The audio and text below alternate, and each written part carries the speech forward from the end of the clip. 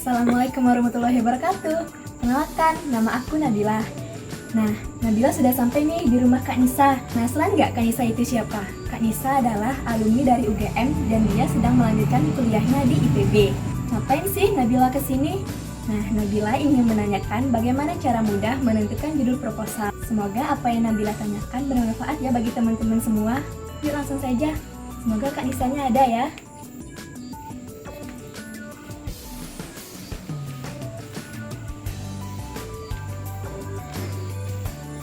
Assalamualaikum. Assalamualaikum.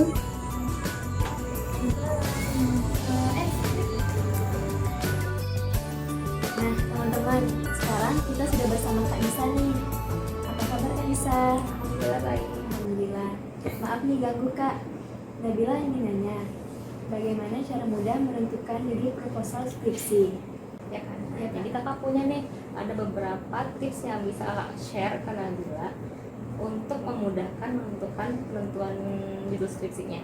Nah, yang pertama kita harus tahu dulu, kita harus paham dulu jadi kita sendiri minatnya itu ke bidang apa. Ya kan, minat itu adalah syarat minimal sih bagi kakak karena kita nggak perlu menguasai tapi cukup berminat dulu aja. Ya kan, untuk bisa menentukan tahap awal menentukan judul proposal skripsinya. Kalau kakak kan bioteknologi, kakak minatnya itu di bidang kesehatan. Ya udah berarti kakak memilih untuk penelitian di bidang itu gitu. Berarti kita harus mengetahui dulu nih Kak, minat kita di bidang apa, baru kita menentukan yang selanjutnya. Iya, jadi sebenarnya sih kalau lebih bagus lagi kita tidak hanya meminati tapi juga menguasai. Jadi kan kalau menguasai itu, kalau menurut kakak pribadi, menguasai itu berarti dia tidak hanya berminat tapi dia juga punya potensi di bidang itu gitu. Yang kedua apa nih Kak, tahapan selanjutnya? Kalau yang kedua, kita mulai mencari permasalahan dari bidang yang kita minatin. Kalau gampangnya sih, kita kan tinggal ketemu, saya sudah ketemu nih ya bidang yang kita minatin, tentang kesehatan.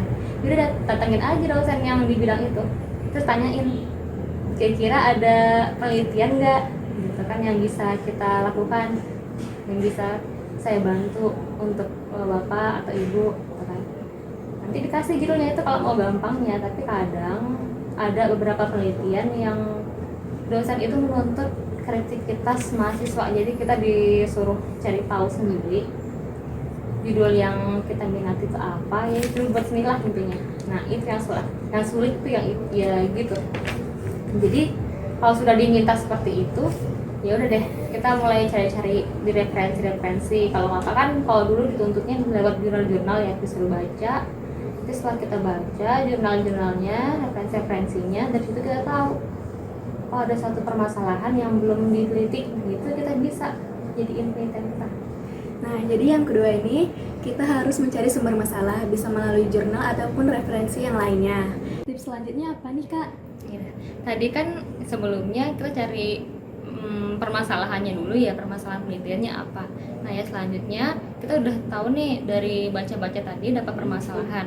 Nah selanjutnya kita baca-baca lagi, tapi kali ini bacanya lebih spesifik lagi. Jadi kita lebih mencari referensi yang langsung kena ke permasalahannya itu, yang berkaitan dengan permasalahan penelitian. Jadi kira-kira itu tuh untuk memastikan aja sih apakah permasalahan itu beneran belum terjawab atau sudah terjawab, karena kalau sudah terjawab itu tidak layak lagi untuk dijadikan permasalahan satu penelitian.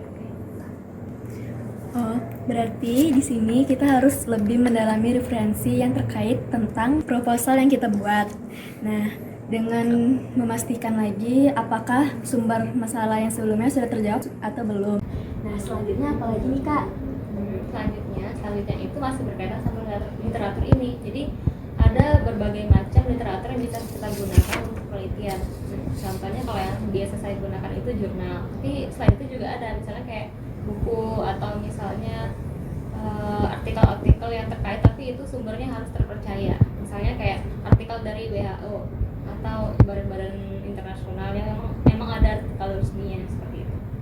Nah tapi untuk semakin majunya zaman, kita di Indonesia ini kan punya peraturan ya, mahasiswa khususnya perguruan tinggi negeri itu punya aturan kalau ingin melakukan penelitian akhir, mau skripsi atau apapun itu literatur yang digunakan itu dituntut lebih baik jurnal. Karena apa? Karena jurnal itu selalu update, dia cepat update-nya ketimbang buku dan lain sebagainya. Oh ya kak. Nah, masih ada tips lagi nggak kak? Oh, ada sih. Nah, selain itu yang perlu diperhatikan adalah keterbaruan. Nah, jadi kalau kita cari literatur nih, misalnya kita penelitian sekarang di tahun 2020 ya. Iya. Nah, kalau bisa sih kita cari literatur yang 5 tahun ke belakang. Jadi jangan sampai yang lebih tua lagi. Misalnya kita pakai yang literatur yang tahun 1900-an ya. Sebaiknya jangan pakai yang itu, lebih baik ya pakainya yang masih 2015 kayak gitu tuh, itu nggak masalah. Jadi pakai yang update aja. Dan yang terakhir kali nih ya, penting banget adalah jangan lupa kita tuh juga apapun yang kita lakukan sebesar apapun usaha kita itu tetap aja yang memutuskan usaha kita itu berhasil tidaknya itu pasti yang di atas ya. Makanya kita jangan lupa untuk berdoa, selalu berdoa dan meminta restu orang tua dan teman-teman di sekitar kita. Tuh teman-teman, yang paling penting kita harus berdoa sama yang di atas. Nah, sekian pertanyaan saya sama Kak Nisa. Makasih ya Kak atas tips-tipsnya, bermanfaat banget bagi Nabila sama teman-teman yang di luar sana.